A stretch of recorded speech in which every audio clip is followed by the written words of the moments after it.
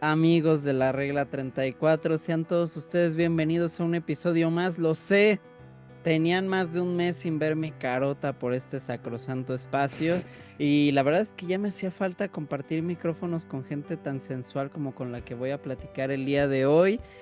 Miren, por alguna razón aparezco ahí en pantalla de Seto, me perturba un poco este Inception que se está realizando ahora mismo. Pero digo, es bello contemplarme ahí todo lampareado.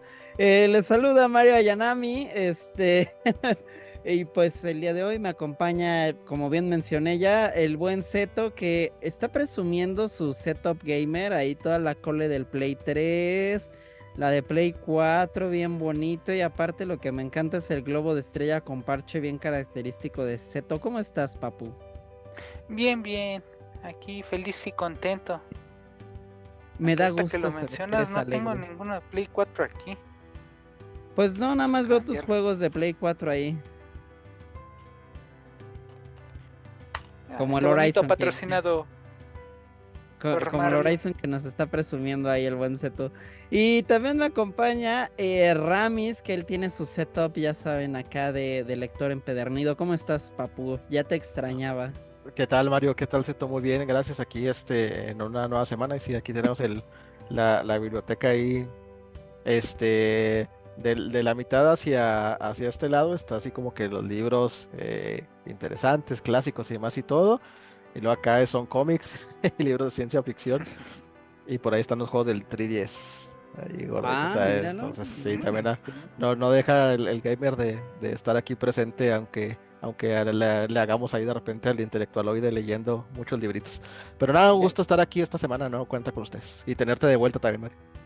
Clásicos de Carlos Cuauhtémoc Sánchez, seguramente. Por ahí se Aquí tengo Juventud en Juventud en Éxtasis. Éxtasis, exacto. Pues seguimos en septiembre, querido público, y pues ya saben que se nos sale lo patriota en este sacrosanto espacio. Y el día de hoy, pues seguimos con un tema por ahí que hemos estado desarrollando en realidad desde hace un largo tiempo y que involucra los estudios mexicanos. Em, Esto me lleva en realidad a un estudio muy interesante que nosotros tenemos que empezar a hacer conciencia de cómo surgen en realidad y de qué manera están formados los estudios nacionales.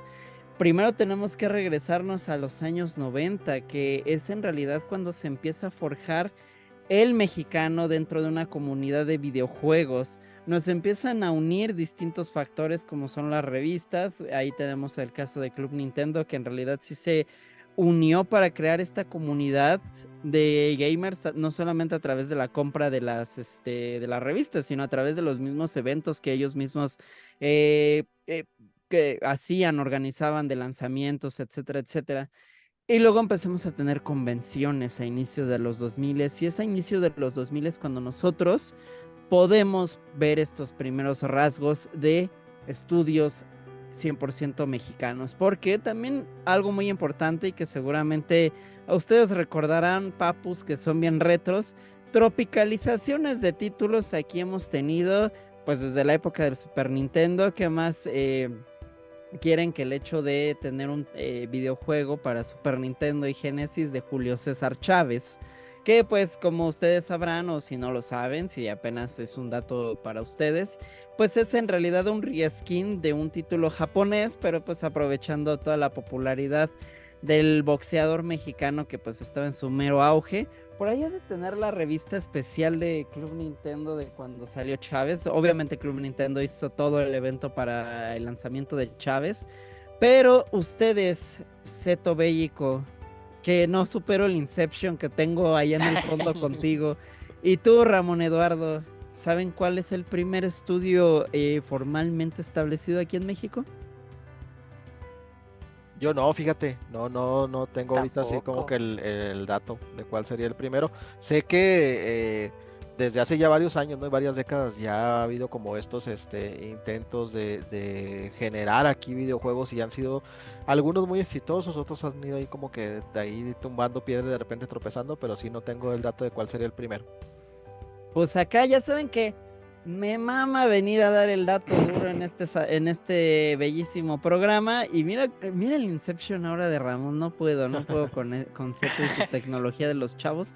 Mejor ponte acá unas waifus. Yo creo que estaría muy coqueto todo el asunto.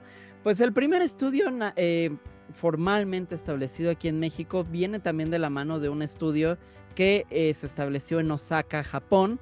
Se llamó Evoga Entertainment y como tal únicamente estuvo trabajando de la mano de SNK. SNK, los famosísimos estudios que nos trajeron toda la saga de The King of Fighters, que nos trajeron Metal Slug, Fatal Fury, etcétera, etcétera. Y pues ellos lanzaron un título únicamente llamado Rage of the Dragons para el Neo Geo. Y bueno, a partir de esto, desafortunadamente, pues la compañía, a pesar de haber sembrado estas semillas para lo que se convertiría en una industria, pues solo tuvo 4 años de vida. Ya saben que pues a inicios del nuevo milenio no tuvo el apoyo tanto del estudio que es SNK, monetariamente hablando, como de la misma gente. Y por ahí tuvo varias cosas ahí canceladas que se pintaban muy interesantes, porque ¿sabían ustedes que iban a sacar un juego llamado El Rey del Básquetbol con personajes del King of Fighters? Esa joyita, Oh. ahí sí le hubiera empezado a entrar a la estopa, la verdad, ahí sí hubiera Hay, empezado a entrarle con todo. hay dos títulos que a mí siempre me dejaron como, no, pero tres títulos que siempre me dejaron como en ascuas en la historia de los videojuegos y que nunca vieron la luz hasta donde yo sé, ¿no? El primero fue de súper así de bien chavito. Yo no tuve Nintendo, el NES, el clásico Ujú. en mi casa, lo tenían ahí unos de mis primos, ahí era donde jugábamos. Y tenían Crashing the Boys. Ahí está ahorita Mm, disponible, si no me equivoco, en el Nintendo Switch Online. en Ahí lo online. pueden Ujú. jugar. Y a mí se me hace un juegazo, ¿no? Todos los juegos de este estilo de Kunio-kun se me hacen juegazos muy divertidos. Ese en particular era muy interesante porque tenía historia, ¿no? Entonces, se supone que el juego, después de que terminas como estas olimpiadas callejeras que estaban dentro del juego, tenía continuación la historia. Nunca llegó. Ok. Al menos aquí en América nunca llegó la historia y yo siempre me quedé con ganas de jugarla, ¿no? Porque pues era como la culminación de esa historia que empezaba en Crash and the Boys Street Challenge. Ese fue el primero. El segundo de ellos fue la continuación de Ogre Battle 64, con el Ujú. hijo de Magnus Gallant, que tampoco nunca salió, nunca vio la luz ese juego. De hecho, prácticamente murió la saga y sacaron nada más de Night of Bloodies en el Game Boy Advance y murió la saga ¿cómo se llama? De Ogre Battle, el 3X Ogre. Y el tercero es este que comentas precisamente también.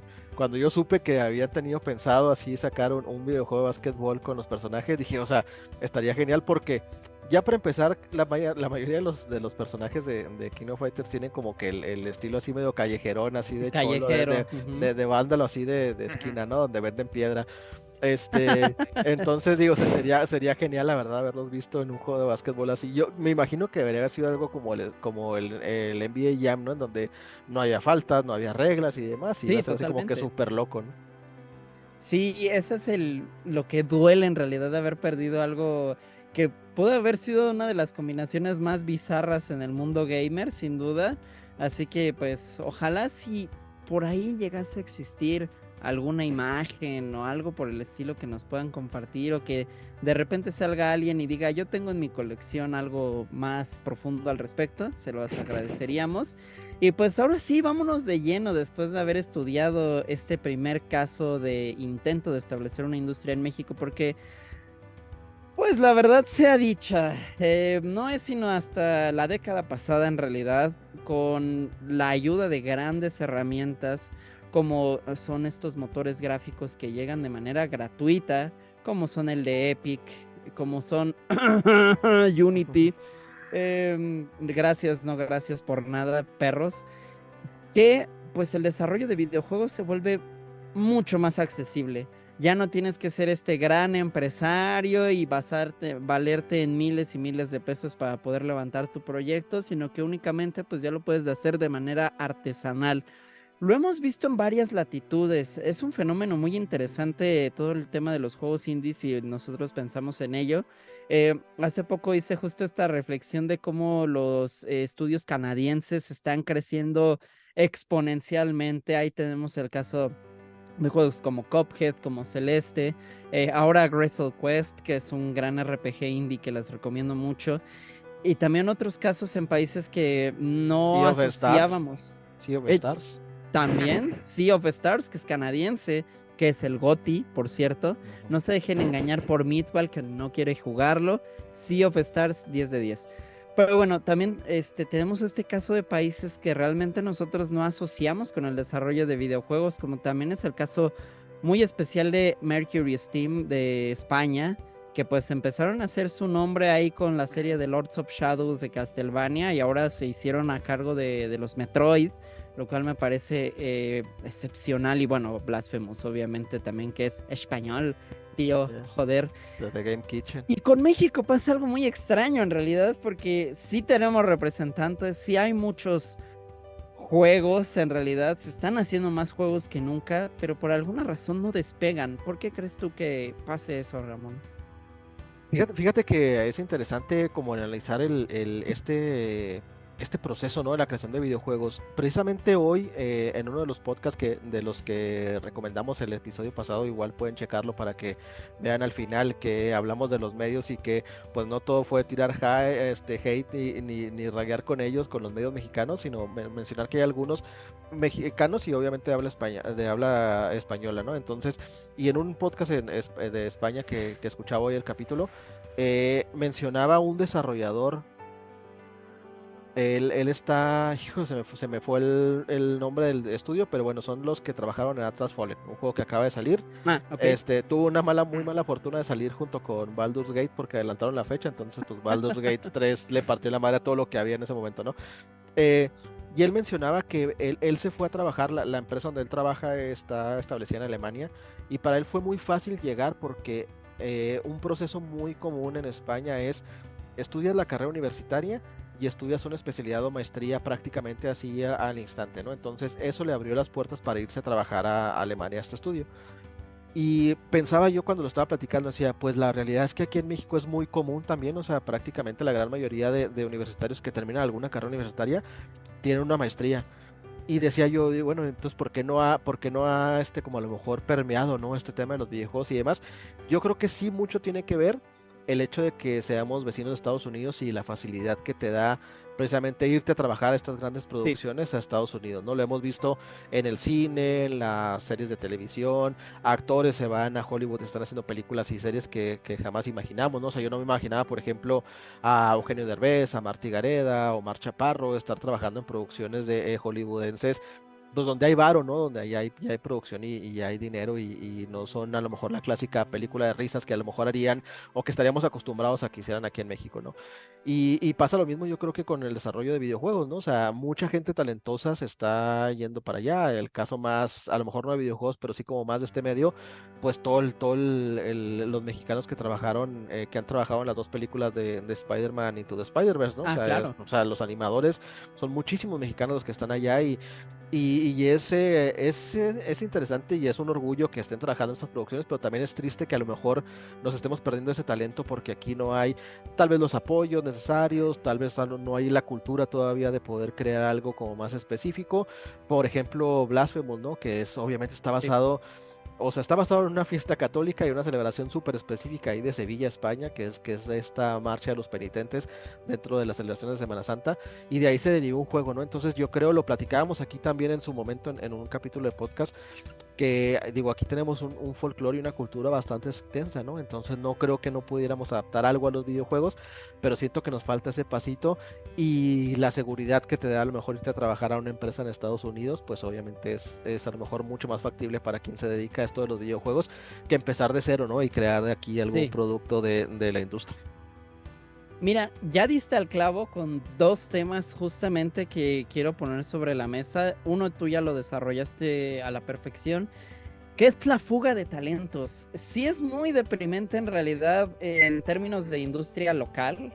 Obviamente, pues ver cómo estas personas hiper creativas, también que saben programar a la perfección, pues sí, obviamente, ¿quién no va a querer aspirar a estar con los grandes? A irse y a estar en un estudio enorme. Mencionabas el caso muy específico de los animadores que empezaron a trabajar en las películas de Spider-Man. Claro, ¿quién no quiere trabajar en Spider-Man y tener su crédito y ser reconocido al respecto por ello?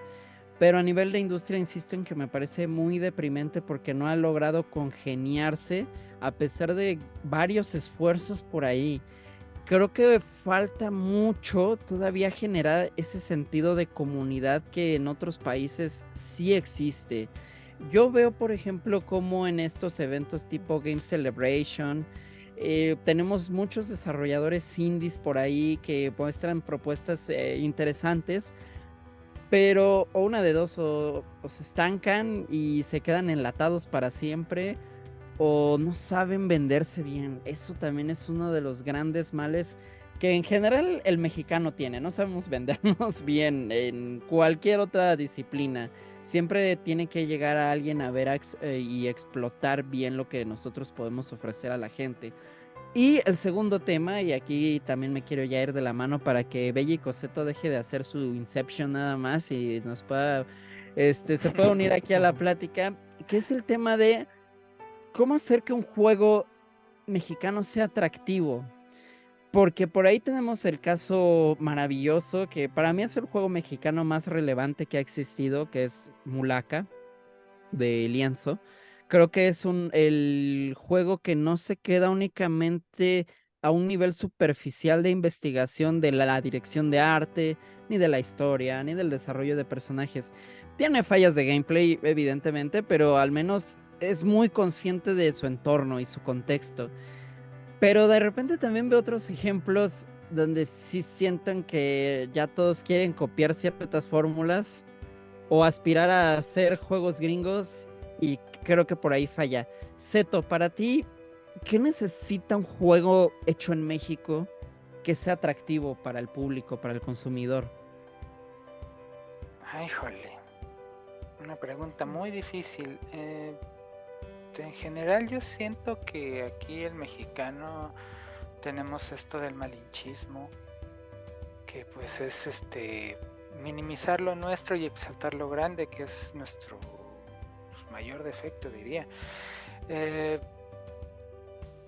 Como siempre digo, dame una buena historia, un buen gráfico, un buen gameplay y ahí estaré jugando por horas.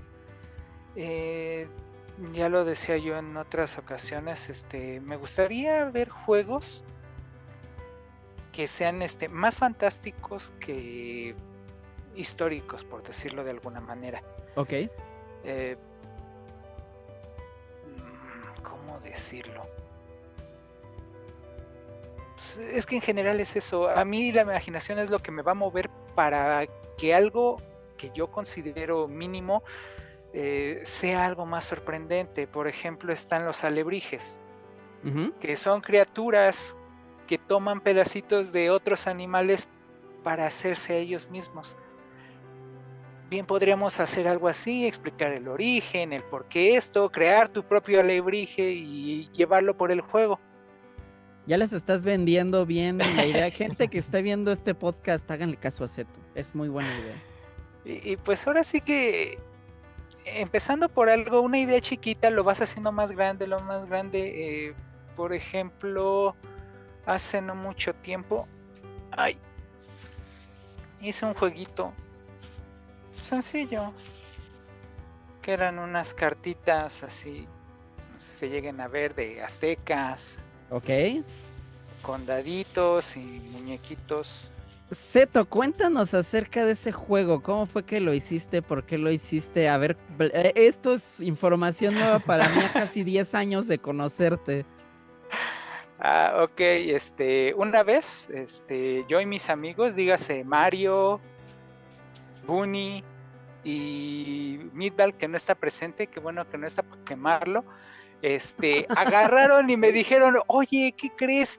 Hay uno de, ¿cómo se llama? Déjame lo escribí aquí, dice Mermelada de Juegos, que es El Game Jam. el Game Jam, exactamente, que iban a dar de videojuegos. Y yo dije, no, pues sí, me apunto, luego voy bien encantado. Y yo fui bien contento, esperaba verlos a todos y pues me dejaron ahí plantado. Y hasta eso, esta persona, no recuerdo el nombre, mil disculpas, agarró y me dijo, no, pues hagan sus grupitos para hacer lo de los videojuegos. Ujú. Pues ya saben que soy bien comunicativo, pues nada más me junté con otro muchacho que estaba uno de un lado y ya hicimos equipo, por decirlo de alguna manera. Obviamente todo estaba, pues no puedo decir que bien organizado, pero tampoco puedo decir que estaba mal. Y agarraron y los que tenían equipo de cómputo y conocimiento se juntaron ellos y los que no, pues nos dijeron, no, pues saben que hagan un juego de mesa. Ujú. Y no sé dónde está, si es que está en algún lugar, espérenme tantito. Pero lo que me intriga aquí Ajá. es, pasa el Game Jam y ya haces tu juego de cartas, pero ¿por qué no te animaste a hacer algo más con él? ¿Por qué no? Simplemente cuando me dijeron, bueno, no tienes equipo ni con quién hacer el videojuego, hazte un juego de mesa, ¿qué te parece? Y yo no soy muy fan, que digamos, de los juegos de mesa. Aún así, dije, voy a inventarme algo. Así que hice esto a falta de encontrar el mapa completo. Este es un pequeño jueguito, desde hace años está. Aquí se dibujaba una imagen, no sé si llegan a ver, tiene un número 1 ahí en grande. Sí. Y lo que sucedía es que yo lo giraba y se transformaba a un, está así, perdón. Ya vendría siendo otro tablero. Lo volví a girar y se generaba Cabrón. otro tablero. De la güey misma sí manera veía lo giraba cositas. y se hacía otro tablero. O sea, tenía 4 tableros en un solo En una juego. sola pieza. Ajá. Exactamente. Mi tirada era hacer ¿cómo se llama? Tipo, ¿cómo se llama este juego? El de Bloodborne. De que murieras una y otra vez, una y otra vez. Entonces diseñé estas cositas. Ajá. Que es para medir las cantidades de golpes que tenía. Cada uno, ya se rompió. Pero mira, Zeto, Perdón. aquí estás ejemplificando esto que acabamos de comentar. Esa falta de querer llevarlo a otro nivel. Porque, o sea, lo que me comentas de este tablero que diseñas, de las cartas, creo que tiene mucho potencial para desarrollar y no dudaría que así muchas personas también se han quedado con sus juegos enlatados. Y creo que ese es un crimen, privarnos mucho de eso, o sea, de esas experiencias. Y más que en el año pasado y en este año, de los mejores juegos indies que ha habido son juegos de cartas. Slade Sí, Empire, Voice of Stacklands. Cards está chido. O sea, digo, es como un inicio bastante interesante. Yo en la vida se me hubiera ocurrido a mí si me dicen que hacer un juego de mesa, hacer un juego de cartas, yo hubiera hecho algo totalmente distinto, ¿eh? O sea, así, digo, yo hice un videojuego cuando estaba estudiando la carrera, ¿no? Como ingeniero en sistemas y yo hice un juego como si fuera un shooter, ¿no? De matar ratones en una casa. Pero digo, yo me iría totalmente por algo distinto, ¿no? Nunca se me hubiera ocurrido hacer un juego de cartas y pues ahí tienes una idea, Zeto. Pues mira, Ramón, hagamos algo. Zeto no vuelve a entrarle al podcast hasta que no acabe el juego. Es que es eso. A mí no me interesaba hacer un juego de mesa. Y es que ese es el problema y fue lo que nos dijo hasta el final esta persona. Que él quería ver hasta dónde llegaba la imaginación. Y él mismo me preguntó, ¿y por qué no lo continúas? Pues porque a mí no me interesa hacer juegos de mesa, no soy muy fan, así que inmediatamente o aquí en mi mente yo me pongo la barrera de esto no me gusta, esto no me interesa, ahí muere. Hazlo, Pues por eso está en una linda bolsita. Ajá, lo videojuego.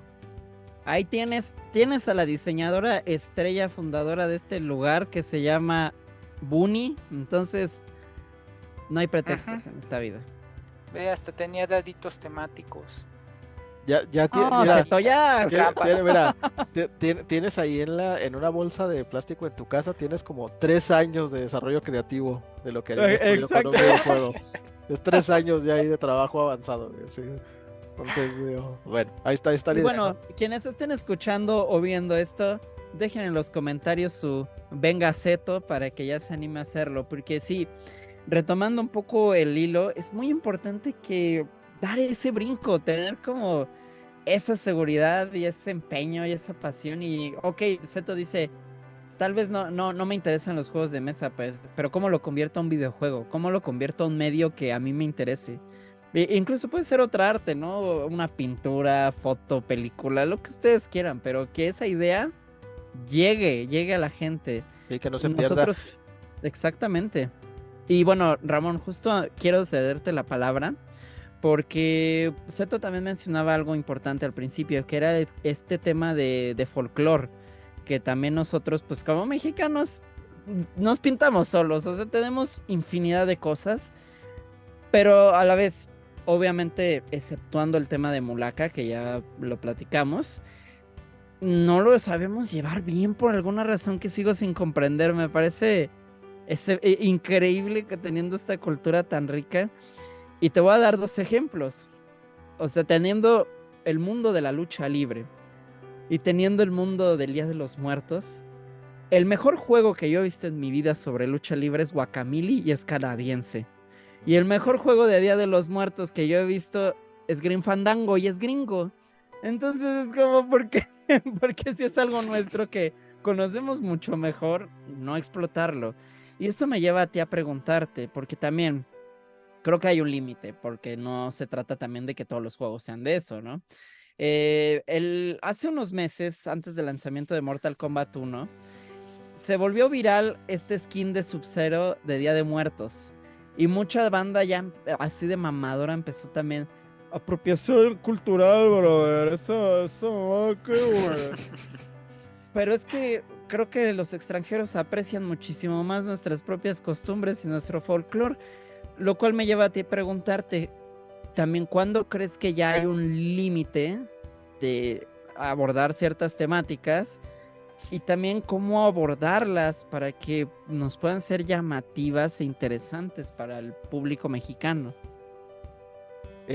Platicábamos precisamente en el primer programa de este septiembre, en el segundo programa de este mes de septiembre, platicábamos tú y yo sobre esto que nos estás comentando precisamente. Y digo, en Guacamole pues tenemos al ilustrador que es mexicano, pero pues sí la compañía es canadiense, ¿no? Entonces si es un juego que se llevó, que deberíamos de haber hecho nosotros aquí, debería haber alguna una compañía aquí, ¿no? Y decía yo precisamente que a mí lo ideal se me haría un videojuego del Día de los Muertos con la esencia de Grim Fandango. O sea, tenemos todo para haberlo hecho ya nosotros, ¿no?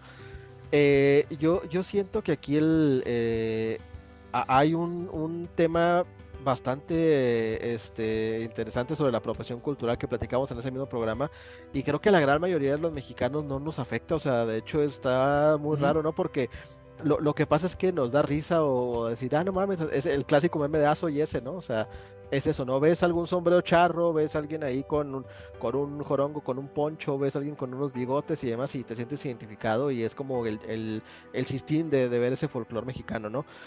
Como cuando autocensuraron la portada de Mario Odyssey por el Sí, o Mario sea, mexicano. Qué pendeja. sí, es una estupidez, o sea, pero bueno. Y siento yo que no hay un límite tan claro hasta dónde llevarlo, porque al final de cuentas, creo que una de las ventajas que hay en la cultura mexicana es que no está, no la tenemos tan restringida para el consumo como en otros países, ¿no? Siento que en los pueblos originarios de otras latitudes está como muy protegido y muy cerrado, ¿no? Este tema de las cuestiones culturales, de las tradiciones, de esa esencia que tienen tal cual. Y aquí convivimos muy de cerca con ellos, ¿no? Si bien obviamente los pueblos y quienes son pues los herederos de estas culturas y de todo este folclore, obviamente, perdón, obviamente son los que tienen, por llamarlo de alguna manera, digamos, el derecho de ello. Estamos muy miscuidos todos en ello, ¿no? Y lo vemos muy común en nuestras propias ciudades, ¿no? Independientemente si es una ciudad o si es una ciudad grande o una ciudad pequeña, convivimos muy de cerca con la cultura, ¿no? O sea, en la Ciudad de México, obviamente, esto es un lugar, una zona multicultural tal cual, pero a pesar digamos, de esta modernidad y de toda esta potencia económica y demás, no se pierden las tradiciones que hay del folclore mexicano en la Ciudad de México, ¿no? Aquí en Chihuahua, digo, somos frontera y es una ciudad que está muy hecha al estilo gringo, y cada vez vamos hacia allá, pero la cultura rarámuri sigue presente aquí, y es muy, está muy identificable, ¿no? Con nosotros. fue precisamente lo que hicieron los desarrolladores de Mulaka cuando sacaron su juego, ¿no? Como ir Ujú. a platicar con personas, con gobernadores de Tarahumaras, hablar con la gente que se dedica a ello, que ha estudiado y demás. Entonces es algo que está muy presente, y en otros países siento yo que a veces que está como muy separado, ¿no? El tema de la población, digamos, moderna, y la población, ¿cómo se llama? Lo que sería lo clásico, lo originario, ¿no? Lo tradicional. Ajá, Ujú. entonces creo yo que no hay un límite tan tangible como aquí. Yo lo que sí apostaría es que no, yo no tengo ningún problema en el que se haga una sátira de la cultura, siempre y cuando esté justificado el por qué la estás haciendo, ¿no? Porque a lo mejor podría caer en una especie de burla que sería ofensivo, pero si está justificado y es interesante y está bien enmarcado en un tema de buen gameplay, buena historia, y un juego que valga la pena, yo creo que podríamos hacer sin ningún problema uso de nuestras culturas, de nuestro folclore y demás. Y también creo que, como lo comentaba también anteriormente y retomando el punto, creo que nuestro país ofrece una infinidad de escenarios.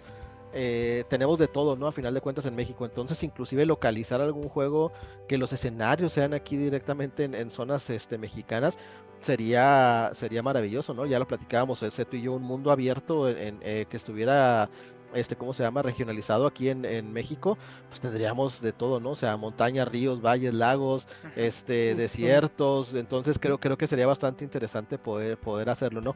Pero creo que sí tenemos ahí un bloqueo bastante, yo creo que el bloqueo que tenemos, y pasa mucho aquí en México y pasa en otros países, sobre todo el tercer mundo, es que apostamos por copiar lo que ya funcionó. Y Sí, creo que ahí no sin está el duda. Ujú. éxito, ahí no está el éxito, sino el éxito es hacer algo distinto a lo que ya existe, ¿no? Es complicado innovar en el tema de estos En la medios, vida en general. sí, porque ya prácticamente todo está hecho.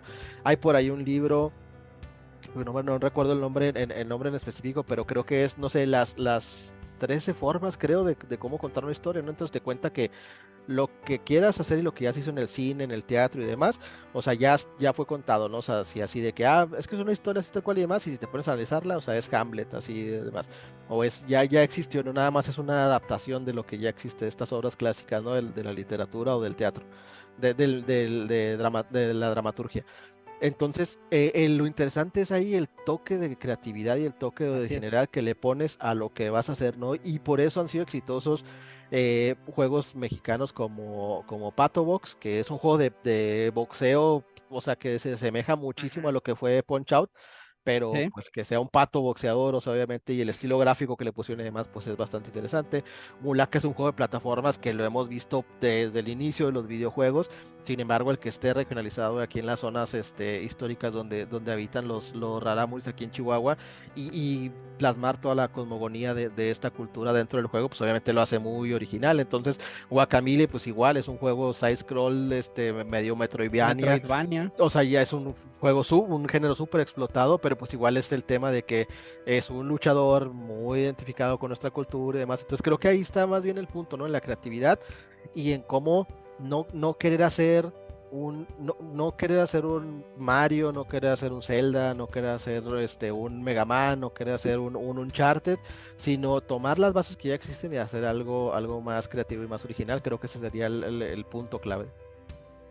Antes de cederle la palabra a Seto con otro tema que traigo por acá, que me parece también muy importante y sobre todo que retrata una época muy interesante que vivimos hace unos 10 años, eh, quiero ahondar en ciertas cosas y que sí me parece muy importante, por ejemplo, si en algún punto algún creativo, algún desarrollador o quien sea esté escuchando eso, la personalidad y el alma de la obra es lo más importante que se le tiene que impregnar a lo que sea, y en este caso específico de los videojuegos. Bien mencionaba Rabón el ejemplo de este libro de las narrativas, y eso es muy cierto, y es algo que le he dicho a mis alumnos muchas veces, porque luego se desaniman así de que no se les ocurre algo o así, y les digo, pues es que todas las historias ya las inventó Aristóteles o Shakespeare, todos Ujú. los temas, todas las historias ya se inventaron. No se ha inventado algo más, solamente es darle la vuelta a cada uno de estos temas, ya universales. Y eso es algo que sí debe de quedar muy claro porque las herramientas están, pero volvemos al caso de Seto, hay que darle la vuelta bien hacia dónde queremos dirigir lo que nosotros queremos hacer. Ahora, estamos Y hablando quiero nada más un punto aquí para que pases esto ya. Y también se vale equivocarse con lo que planteamos en un totalmente. inicio y desecharlo o adaptarlo, ¿no? Porque a veces me ha pasado, y yo creo que nos ha pasado a la gran mayoría de aquí, que hemos tenido como bueno, nuestra parte de la historia en el tema de escribir, por ejemplo, ¿no? Digo, Sí, algunos, Mario, por ejemplo, ya sacó un libro de cuentos, ahí bueno, en la promoción ahí, por cierto, ahí por si no sabían. gracias.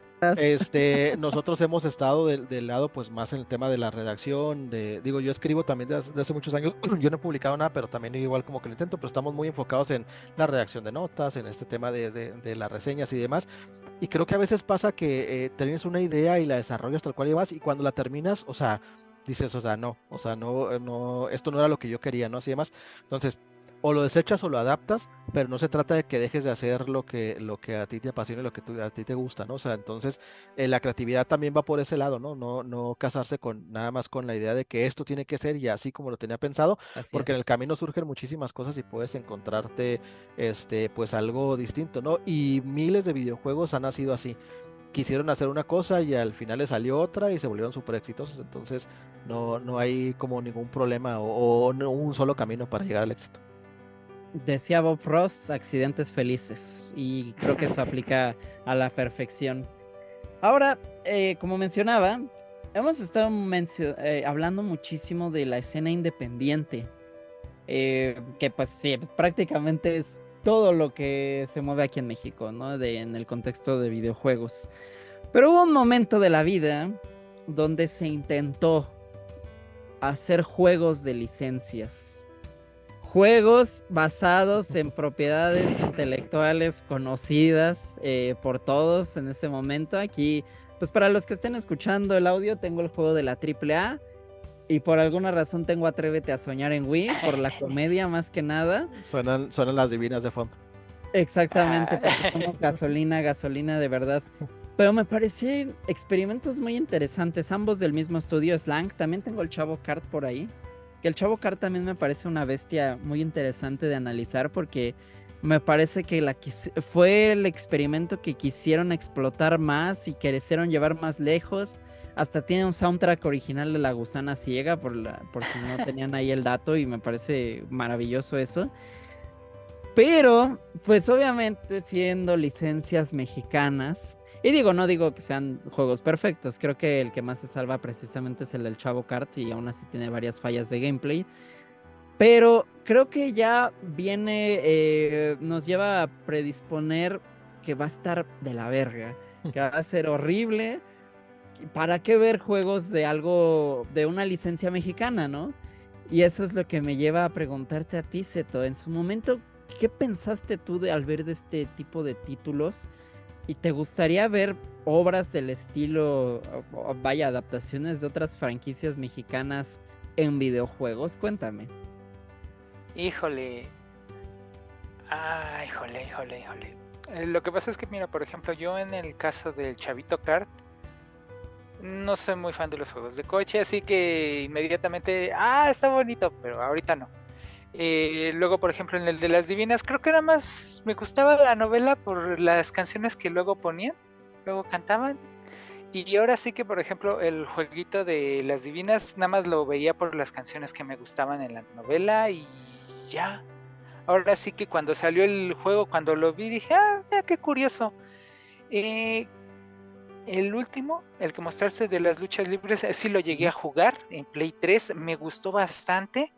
Lo tuve una oportunidad en mis manos en 80 pesitos y lo dejé ir porque no había 80 pesitos en mi cartera, así que adiós, jueguito. No, y me gustó que era lo más padre. En cuanto a los otros dos anteriores casos, algo que siempre me ha disgustado es que tienen los medios para hacerlos, tienen las licencias para Sí. hacerlos, pero lo que hacen no es un resultado que me gusta. ¿Me podrías poner tantito la portada del de Atrévete a Soñar? Acá estamos.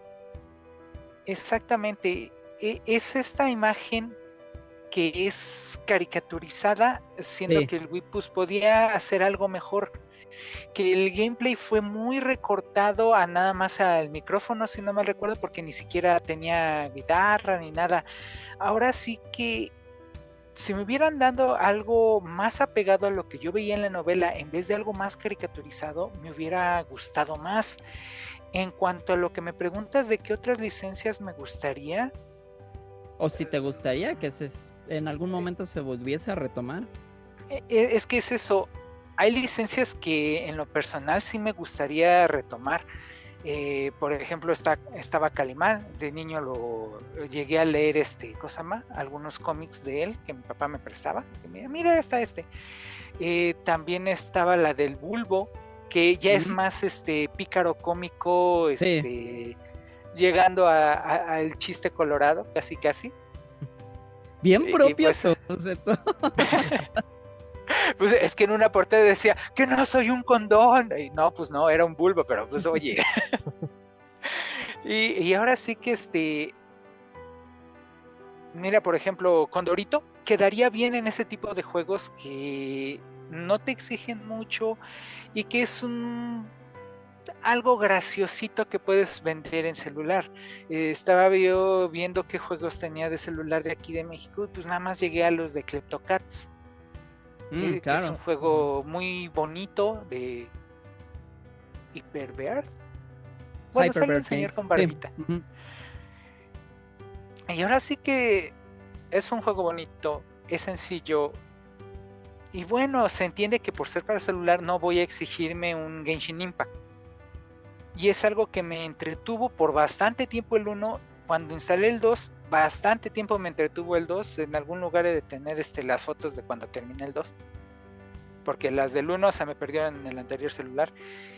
Y pues ahora sí que, digo yo, bien podrían haber hecho un Chapulín Colorado y hubiera quedado bien. Más me lo imagino con el gameplay de Jackie Chan. No sé si lo recuerden de Sí. PS1. Me hubiera gustado bastante. Y pues en general es eso. Tenemos el material, pero a la hora de hacer las cosas, como que los antecedentes es lo que me va a lastrar a mí, pensando en, otro juego de México, otro Chavito Card, otro Atrévete a Soñar, otro... Ay. Creo que aquí hubo muchos errores, pero también ciertos chispazos que no se dieron a la tarea de explotar bien. Yo estoy de acuerdo en muchas cosas que mencionas. En cuestión, por ejemplo, pues primero explotar títulos nacionales que nosotros tenemos a la mano y bien identificados. Y estoy de acuerdo sobre todo en que no era necesario, perdón, eh, cambiar ciertas cosas que conocemos, como mencionabas el caso de Atrévete a Soñar, que realmente pues no era necesario como esta animación 3D chafísima de Play 2, tipo Play 2, ¿no? Creo que debió esto de haberse convertido en un semillero para que siguiera adelante este tipo de proyectos y no haberse quedado solo en esto, porque pues sí son juegos muy fallidos, pero que pasaba lo mismo en la época del NES y pasaba lo mismo en la época del Atari, que los juegos de licencia pues eran terribles, pero poco a poco fueron evolucionando y creo que esa visión de evolucionar fue lo que falló totalmente aquí, porque se quedó siendo un producto de esa era. Mencionabas, por ejemplo, el caso del Chapulín Colorado y es un personaje que me parece interesante porque como ustedes saben, nuestros hermanos sudamericanos son más fans de Chespirito que todo México, por razones que yo todavía no comprendo. Pero, por ejemplo, en Brasil sí hay un juego del Chapulín Colorado. Y ese juego del Chapulín Colorado salió en el Sega Master System en los 90. O sea, ya había esta exploración a nuestras propias franquicias desde hace mucho tiempo y otra vez vuelvo a lo mismo. Tienen que venir los extranjeros a decirnos, oye, esto está chido, se puede hacer cosas al respecto con ello. Eso es lo que a mí me parece muy deprimente de este asunto, el no darle continuidad. Yo creo que si hubiesen sacado otro juego de la AAA hubiese mejorado muchas cuestiones, por ejemplo, del control, que sí tenía por ahí varias fallas, y hubiese sido un juego mucho más chido, y que sería más recordado, y no solo como esta reliquia. ¿Tú qué opinas de todo esto, Ramis? Y sobre todo, por ejemplo, la AAA la lucha libre mexicana es mucho más vistosa que la americana. Ujú. Son más llaves, es como más este tema del Del show. vuelo, de demás, y el americano es como mucho del madrazo y de las personalidades y como que contarte esta novela, ¿no? De que de repente alguien traiciona al otro y se volvió malo y bla, bla, bla, ¿no? Entonces creo que son productos diferentes y creo que aquí es más vistoso por lo que se hace en la lucha mexicana, ¿no? Además de que en la lucha mexicana a diferencia de la estadounidense, abunda el tema de las máscaras, ¿no? O sea, prácticamente el 90% de los luchadores usa máscara. Y eso obviamente es mucho más vistoso todavía y lo hace mucho más factible a la hora de un videojuego porque es mucho más interesante ver a un luchador con máscara y con traje, ¿no? Y para muestra está en los juegos en el WCW, el New, no sé qué, New Order era, se me hace, no sé, del Ajá. 64. O sea, ver a la Parca cuando salía, o sea, era genial en medio de todos estos peleadores, ¿no? Y había ahí también, me acuerdo cuál era el personaje de un ninja, pero que podía sacar la skin como si fuera el último dragón, ¿no? Un luchador aquí mítico Ah, aquí huevo. de México, que fue súper exitoso y él luchaba en Japón y demás en su momento y era súper, súper Ujú. exitoso. Entonces creo que hubiera sido maravilloso, ¿no? Pero a veces con los juegos de franquicias también es complicado porque si la franquicia por algo trastabilla y demás y todo, pues se pierde, ¿no? Ya no puede seguir como sacando más, obras de ello. Yo siento la verdad que aquí en México tenemos, hay estudios que han hecho bastante interesante, ya lo veíamos ahorita Bromio con los creadores de Patobox, Lienzo, Ujú. de Mulaka, tiene ahorita uno que es Aztec Gods, creo si no me equivoco se Ah, llama. sí, que es su último juego. El Ajá, que mencionaba Zeto también de Hyperbird Games. sí. Ese estudio me parece un poco frustrante porque sacan muy buenos juegos, pero se limita en ellos mismos a puro móvil. Móvil. Ujú. Sí, yo creo que dar el salto hacia las consolas sería bastante interesante de ver de Sí, ellos porque calidad la tienen, la verdad es que calidad la tienen sí. y a mí lo que me gustaría ver eh, es complicado por el tema del dinero, para empezar, ¿no? O sea, el dinero es obviamente uno de los lastres más complicados cuando se trata de una creación de entretenimiento y lo vemos en todos lados, ¿no? En la industria del cine, de la música, del teatro, de la televisión, obviamente los videojuegos y demás, pero creo que en este preciso momento hay los medios suficientes como para poder tener acceso a ello, ¿no? Muchos de los juegos indies que se han transformado poco a poco en AA han nacido de Kickstarter, de Sí. donaciones de la gente y demás. Entonces, yo creo que ahí está el tema, ¿no? Y ponerle ese esfuerzo y ese amor